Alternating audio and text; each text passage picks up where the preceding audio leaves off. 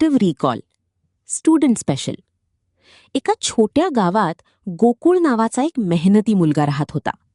तो रोज तासन तास अभ्यास करायचा, नोट्स बनवायचा आणि पुस्तकं पुन्हा पुन्हा वाचायचा. तरीही परीक्षा आली की त्याचा मेंदू जणू रिकामा व्हायचा. एक दिवस तो निराश होऊन आपल्या गुरूंकडे गेला.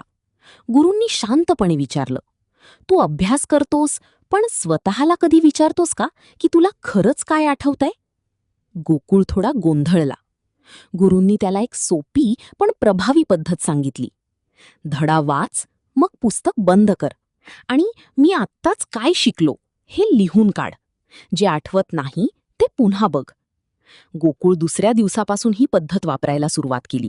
सुरुवातीला त्याला खूप कठीण वाटलं. लिहायला बसलं की काहीच आठवत नव्हतं, चिडचिड होत होती. पण तो थांबला नाही. काही दिवसांनी त्याला फरक जाणवू लागला. आता तो फक्त वाचत नव्हता, तर आठवून ते लिहून काढत होता. त्याचा मेंदू हळूहळू मजबूत होत होता. परीक्षेचा दिवस आला आणि यावेळी गोकुळच्या चेहऱ्यावर भीती नव्हती, तर आत्मविश्वास होता. कारण त्याने केवळ माहिती वाचली नव्हती, त्याने ती मनातून बाहेर काढून लिहिण्याची सवय लावली होती. तात्पर्य, ॲक्टिव्ह रिकॉल म्हणजे अभ्यास जास्त करणे नाही, तर आठवून ते व्यक्त, लिहून करण्याची ताकद वाढवणे आहे.